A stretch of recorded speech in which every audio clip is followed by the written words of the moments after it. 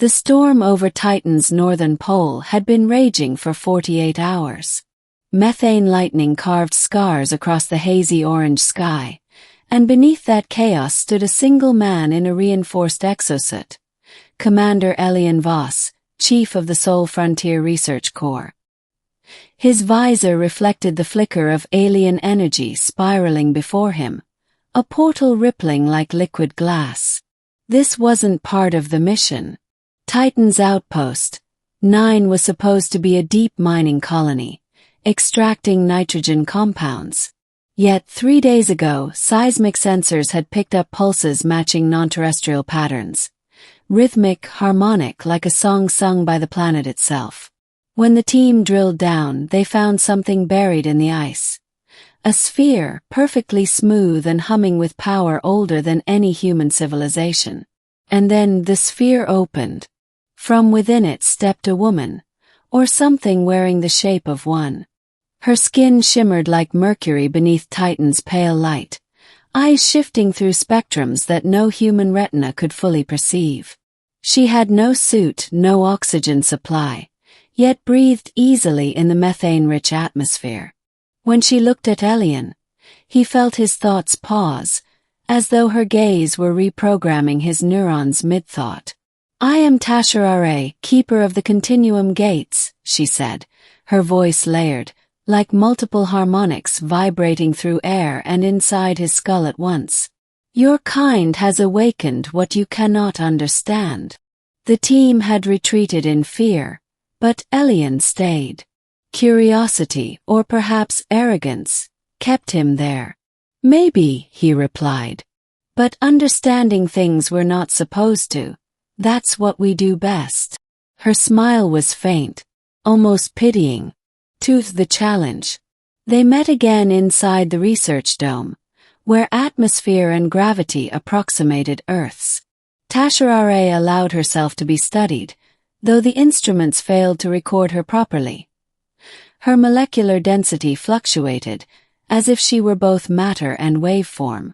Every attempt to scan her came back corrupted, but she observed the humans with what appeared to be amusement. During one of the sessions, Elian spoke up. "So, you're saying your people, the Continuum, travel through time?" "Not travel," she corrected. "We exist within it. Linear perception is a human defect. You march through seconds like prisoners on a single track. We move through threads, revising, weaving, correcting. Then you're gods." She tilted her head. "We are caretakers of the flow. You, however, are entropy incarnate. You break what you touch." The insult stung, but Elian laughed. "And yet, somehow, we made it this far." Tasharare regarded him, silver pupils narrowing. "You mistake endurance for progress." Something in her tone made him bristle. "Maybe you're just afraid we'll surpass you." That finally made her laugh.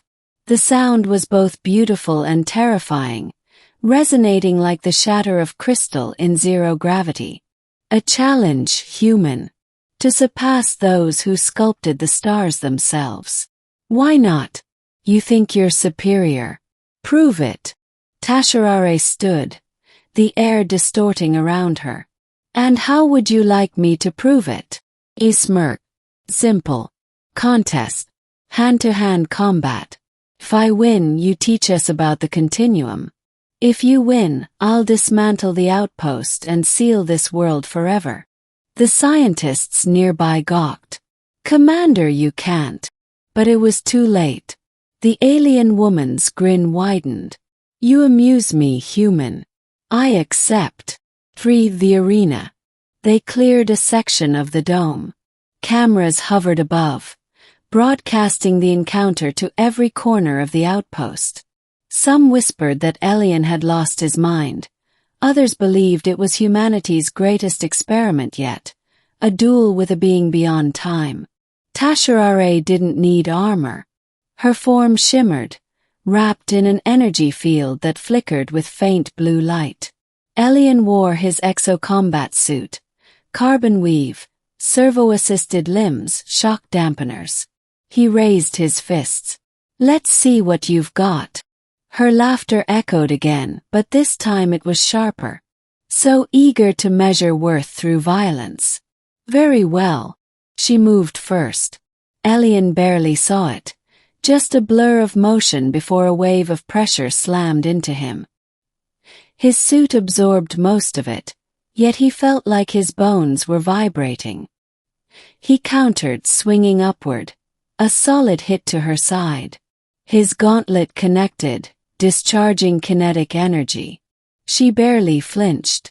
"Impressive tool," she said, gripping his arm. Her touch burned cold. But limited. In a single movement, she lifted him and threw him across the dome.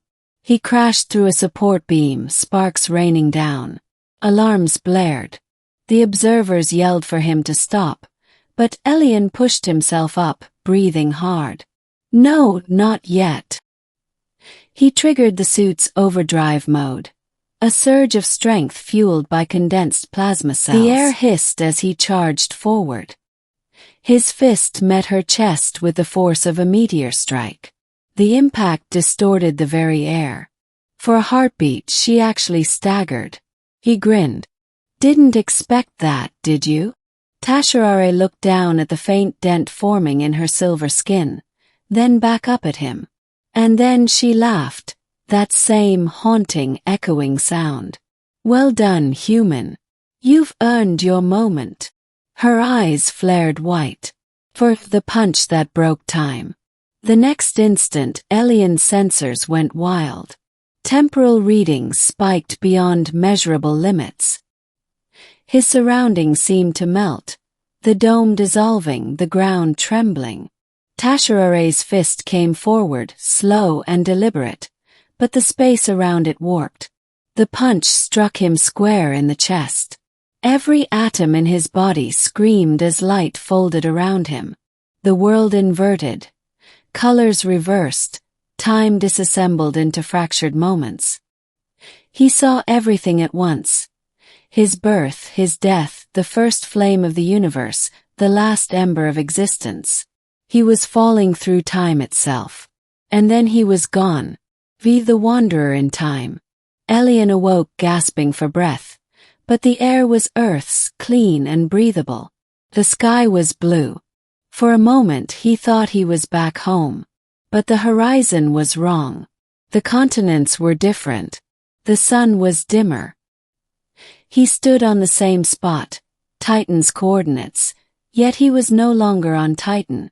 Oceans had dried, cities had turned to dust. In the far distance, monolithic towers lay in ruin, half buried under dunes of glass. His suit was dead. No comms, no signals. He was alone, a relic out of place and time. He wandered, searching for any sign of life.